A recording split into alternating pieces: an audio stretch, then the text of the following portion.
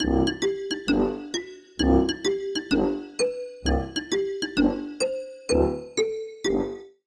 everybody, and welcome back to another episode of Blind Squirrel Talk, famous in a small town. I'm Lulu. I'm Kim, and this is Leigh Ann Aldridge, and I'm so happy because how many months have we tried to get together? Oh, quite a few. We won't count. Leigh Ann is the marketing coordinator at EMI, who is our management company for the city. They keep us legal and straight and all that good stuff, but what I'm most interested in is Leigh Ann was a DDA and Main Street coordinator in the city of Monroe, Georgia. Which is beautiful. Yes, you have come so far. Yes. So I want to hear all about it, and I want you to help Maysville. Wow. Okay, let's jump on. Let's talk. Let's talk Main Street. Let's talk Main Street. Well, thank you guys so much for having me. I'm so excited to learn more about what you guys are doing in Maysville. And we're trying. Yes, it's a work in progress. Always. We always are. Yeah. So thank you. Okay, so tell us, I want to know when you got started, because I know Monroe from the late 90s when there was nothing downtown. Yeah. The storefronts were empty. It was a ghost town, basically. Yeah. I mean, now the downtown's so pretty. You guys put in the bricks down the sidewalk. It's just so gorgeous. And full of people. Yes. You've got events going on down there every, at least every first Saturday, but if not more. Yeah. Okay, so tell us how that all came to be. Well, it is for certain a work in progress. So, groundwork was laid many years ago, started as a Main Street community back in '96, long before my time, but that was a vital part of just starting that groundwork for revitalization and redevelopment in our downtown. And while we had businesses and we had community support, just having that organization to kind of walk alongside of us, I feel like from looking at it years later was that vital part of that start up and that foundation that we needed to be able to really move forward and make the plans that we needed. So I came on with the city in 2003, and we had started that revitalization process. We had started to see businesses come downtown. I was actually a business owner prior to my work at the city. So we'd started to see that. But just still had that lacking of restaurants and just that we'd started our events, had started the excitement, but just still had all the things. We still dealt with that perception of, we'd go places and be like, "You're from where?" Madison? No. And so we still had that perception of not really knowing who Monroe was. And then the community just really had just kind of a down spirit about what was happening because we did see businesses close. People would come and they would be there and then they would close. And so that's what we were experiencing here. Yeah, and so the community spirit was just a little bit low because they just didn't feel like, well, nothing's going to survive here. Nothing's going to make it here. That was just kind of where we felt like we were as a place. And there were so many people who didn't feel that way, but it tended to get overshadowed by that. There was that perception, right? And so changing that perception of the city. As a business owner, one of my most talked about comments was a customer that came in the store and said they had lived in Monroe, grown up in Monroe, and had moved away for a time, and they came back in the business. And she was like, "I told my family I was coming to shop in town," and they're like, "Why are you going to Monroe? There's not anywhere there to shop." She's like, "Oh yeah, there is." Yeah. So it often takes people either moving away or kind of relearning about your city to come back. It's a long road that may have appeared as a short road, but yeah, it's many years in progress. Let's delve into what exactly a Main Street is, or should we back up to DDA? I know you volunteered on the DDA before you became a Main Street coordinator, and what the differences are, and why they work hand in hand. Yeah. Some communities do it differently. In Monroe, our DDA board actually served as our Main Street board. It was one and the same. Some communities do not do that. They have two separate boards. Your DDA, which is Downtown Development Authority, is kind of more of that arm and that branch of with an intergovernmental agreement with the city. It can do things that the city government can't necessarily do, but it can work as that just another branch and a resource.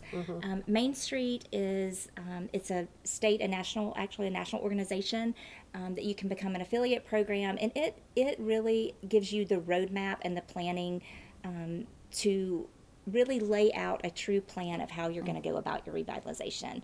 So there are categories that it gives you to focus on, where that's the community involvement, your economic development piece, your public engagement pieces. So it gives you that roadmap of how to follow that. and just gives you that starting point to do that. It also builds an incredible network of people for you to kind of join forces with, to really learn from. They have conferences through the Georgia Downtown Association. That's another amazing organization to be a part of. There's an annual conference that just, it puts you in the room with all the people that are in the trenches with you doing the work, and gives you that resource of people who have been where you are, who are coming alongside of where you are, and then gives you the opportunity to mentor to people who are been through the same thing. But also once you've kind of come through something, it gives you the opportunity to help other communities learn as well. So Main Street for me was a vital part, in my opinion, for just giving us that roadmap in Monroe to really lay the groundwork for what we did, and gave us that path to follow. Gives you a dedicated staff is really important to have the people working, and then gives you a board of community leaders that can help you and can kind of be that voice in the community, which I also think is a vital part, because city employees, government, you can't do it on your own. Right. So. Very true. Yeah. Very true. Yeah. So do you think that if Monroe had not had the Main Street, it wouldn't have happened, right? I don't believe so. I don't think so either. Things can happen. There's communities that have probably done amazing projects and revitalization without it. But again, for me, just that vital part of the network and the education that comes along with that.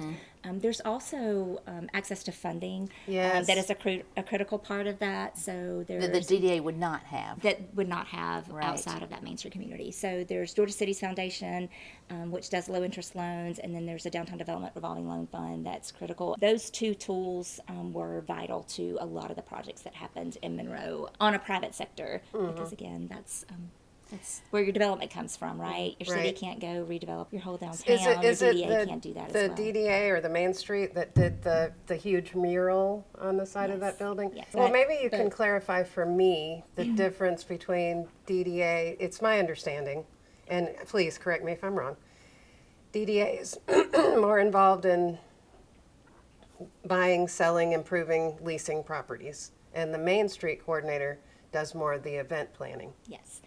It is, but I do want to clarify. Main Street is so much more than just events. That does tend to be what the visible part is, but it truly is all aspects of economic development at the city level. So, but yes, DDA, a vital role of what they can play is that development piece for cities, whether that's properties or walking alongside business owners to be able to connect them to property owners that may have availability, or actually purchasing properties, getting them ready, taking out some of that groundwork that may be preventing a project. And that was one of the things that we did in Monroe. There was a former gas station property that had sat vacant for a while, had been a car dealership, but was just on a vital corner, again, trying to expand our downtown to another block instead of that linear street that everyone wants to be on when we didn't have space. But took a vital corner that was a gas station, was able to purchase that, remove the brownfield, anything that needed doing that might have been a hurdle for a business owner to do. Yeah. DDA That was able to do remediation that. is That remediation, expensive. yes, it's expensive, but DDA was able to do that and then roll that all in and sell the property to a restaurant, and it's now a beautiful. Is it a hamburger joint? It is. It's Yes, hamburger, I know it. Yes, yeah. My so- son lives in Monroe. It's so nice there now. So So nice. that was a great project done by DDA, and again, that was just a role that the DDA can play. That is a vital part of development. It helps make projects happen. It's not that you have to do the project. You don't have to be the owner, but you can get the building ready and make those connections. So is for the what's you now happening. leasing it to the restaurant? No, the restaurant bought the property. Oh, nice. Nice. That's so nice. Yeah. I love that. We need some of that. So you just do it and you can do the project, do the remediation, do the work, whatever that looks like. There was a building that was behind that property that actually needed tearing down to be able to make the project work, to give the space. So we were able to kind of do some partnerships with being able to help tear down that building, just helping remove costs and barriers and timeline for the business, because it's hard. Restaurants hard enough. Yeah. Oh, to yeah. make it Yeah, out. yeah. So, yeah. But that one's doing well. It's doing great. Yeah, I love that. Well, what would be some of the benefits of becoming a Main Street? Because right now we're just DDA. We really want to become a Main Street because we've heard about the different things we'd be able to do. Yeah. So from your experience, what would be some of the benefits of becoming a Main Street? Right. Well, again, I think we've already touched on just giving you that guideline, that network of people, the support that you get from the state level, but also just it gives your program that credibility and validity of what you're trying to do, so that even from your community standpoint, it's like, oh no, we have a plan and we have a focus, and it gives you, it adds a little bit of credibility. Again, it gives you the state resources, the knowledge at the state level for the funding that can be critical part. We all know that budgets are one of the biggest hurdles that we face. Yeah. Yes. So it can give you that connectability and the knowledge about the funding available, and just helps, again, give your program some credibility and really just that roadmap of what do we do next. It kind of keeps you on that guideline, because again, it's a marathon, not a sprint. The road is long and it can get discouraging, and so just having that program that can walk alongside of you and guide you and build that network. But again, I do believe it gives you just a great point of credibility when you're talking about your program, when you're talking about your city. It even helps with private investment. When you look at your community and people that are wanting to get involved, well, they have a program now that's going to be that's going to keep them on track. Right. That's going to basically help track the progress that you're making, hold accountable for the things that you're doing, and really give that guideline. So I think it just adds that another valuable part of the whole process and that whole picture. It gives you another tool in your toolbox for development. So. I think it's a huge part. I think it's probably the foundation of the toolbox, right? For me, for Main Street. Yeah. Well, you're familiar with Maysville? Have you been to Maysville before? Yes, not as familiar as I would love to be, but we have the potential to be a Hallmark yes, city. you do. I mean, That's just it's you do. Adorable. It is. You should have seen us at Christmas. I We were love all lit up. I love Yes. it. There's nothing more beautiful. Pulling up here, when you look around, what would one of the first things you would dream of doing? Right, yeah. So I always think that you have to live, come into your community with the mindset of I live here, but also the mindset of a visitor. And so what are you seeing when you come up, right? It's like walking into your home. You come in the garage door and you don't want to see what your front porch visitors see. And so I think that that's an important part of when we start to look at our community. Don't just drive, actually walk your street and see what are people seeing when they walk. What are ways that we can help and do that? What are ways that we can help improve that visibility of that experience of what people see? I think that in a small town, just like a business, it is an experience. So what are we doing? What's going to make us a little bit different than what our sister community might be? What makes it different? Why are they going to want to come here? We're in an age and a life of we can watch everything on TV, we can order things online. What's going to make me physically want to come to your community to be here? And I think that's creating spaces for people to be. And so while we look at buildings and we look at green spaces, and we can get caught up really in those big projects and those things, I would encourage you to look at the small things that you can do quickly that will make the biggest impact. So you would be amazed at what planting flowers. You mentioned at Christmas your lights. People probably love that. They did. And so We got that's more not comments. a multi-million-dollar budget, but that's something that you can do that really makes a difference. It gives it that feel and what's going to make you and set you apart that's different from another community. Why am I going to come to Maysville? What am I going to come to Maysville and see? Whether that's a unique sign, whether that's a unique mural, a unique business eventually, but what can you do that's going to set you apart from another community? And again, focus on not the big budget items, which we all want, right? That park space or that green space or the big building revitalization. Just focusing on those little things that people actually see. It builds momentum with your community, and it helps people to see that you really mean what you're saying that you're going to do and that you care. So it's amazing to watch what just one small thing will do and how it can be the catalyst for Right. Let's see. so much bigger. When someone does one thing, Yes. the neighbor wants to Yes. keep up with the Joneses, Right. so to speak, and it's Yeah. a trickle down. You don't want your property to be the one that's Yes. not being cared for. But I will say that private investment is always going to follow public improvement. So what you guys do as a city is going to set the tone for what your community is going to want to do. Because if you're not taking care of your places and your public places, That's right. then your community's not going to walk alongside that and say, hey, we want to be a part of that as well. And I do believe part of taking care of your places is putting the groundwork in place, like Main Street programs, like those vital organizations. That's laying the groundwork. That's part of doing your homework and just setting that tone and setting the feel for we care about this place. We are committed. We're joining forces with an organization. Yeah. And we're all in, and this is what we're going to do. So important. Yes. It makes me want to go plant flowers. Yeah, it really does. It's amazing what flowers will do, really. Yeah. It really is. Well, we struggled. I think we sort of let the city I don't know, fall into disrepair, if you will. We have passed some nuisance ordinances, Yes. so Yes. some of the buildings Yeah. are going to be tended to. Well, I think that what you'll see, everyone has those buildings, right? And there's not a lot that you can do with private property. There's only so much you can do. It's a city can't go buy every building on the street and revitalize it. That's not what you can do. But I do believe that setting the groundwork in the times where maybe you don't have the traction or you don't have the momentum, or a project, right, that you're looking at for development. Set the groundwork. You're doing the right things by changing your ordinances, making sure your zoning is correct, making sure that your ordinances are in place to attract the businesses that you want to attract.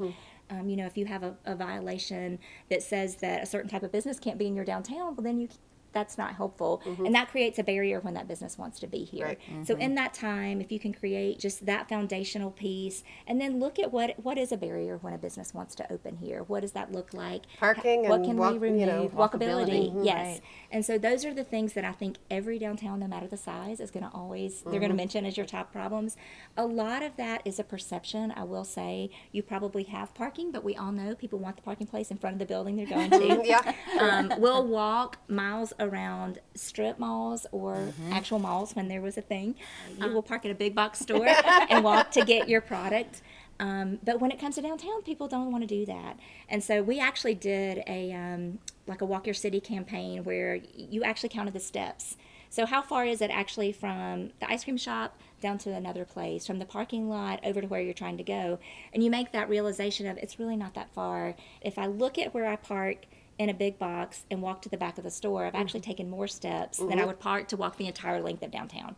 So Yeah, a lot of it that's- is perception, and it's overcoming that perception. But there are small things that you can do along the way to help that problem. So if there's a parking lot that might not be as conveniently located that you're wanting to encourage people to park there, give them a reason to park there. Maybe buy flowers or signage or just identifying it. A lot of times people Yes. don't know that they're allowed Right. to park there. So one of the things we did was a color coordinated map. So we color coded the parking lots and said, meet me at the purple lot or the green lot. But also connectability to those parking lots. There was alleyways that needed improving. If it doesn't feel safe to walk there, even in the daytime, people don't want to go there. If they already feel like they're at a place and that place has been cared for, it doesn't seem so far away anymore. Right. Or if there's Right. something to do along the way. Right. So whether that's a unique sign or a fun fact about Maysville or sidewalk paintings, there's all kinds of fun creative things, again, that you can do that aren't big budget that'll really make a difference. Yeah. And it just helps move the gap into that perception problem of we don't have this until you can Smart. do it. So it's changing that perception Yeah. of what is really your problem.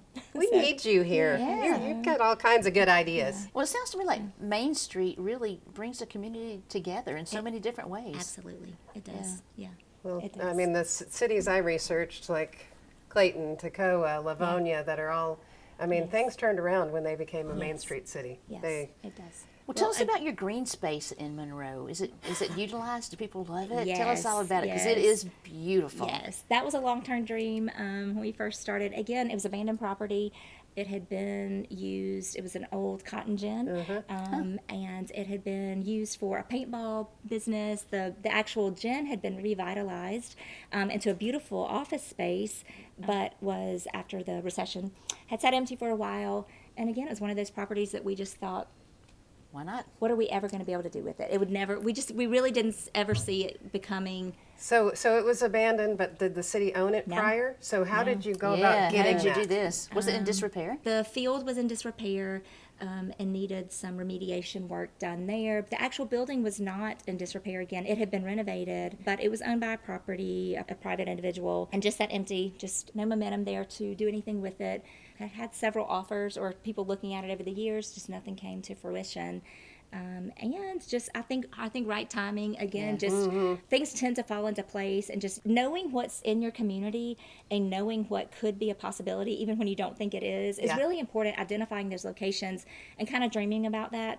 We had looked at that property and said, "Oh, if only we could ever get that property. It's the size that we need. It would work great for us, a green space, and it would be a great community connection point, because even though it feels like a block away from downtown, it's actually in the true center of our downtown, because And it has a extends splash to the pad. middle.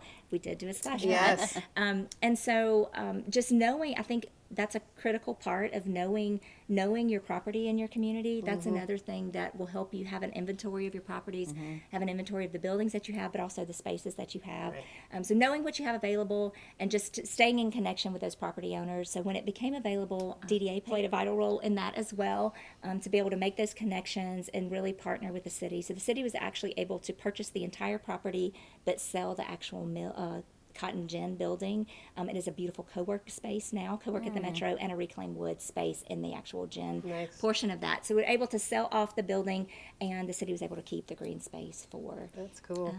All the metal statues downtown, is love that part of the those. DDA? Or? So the sculptures actually came from a citizen that is a business owner, property owner, has been a vital part of revitalization in downtown.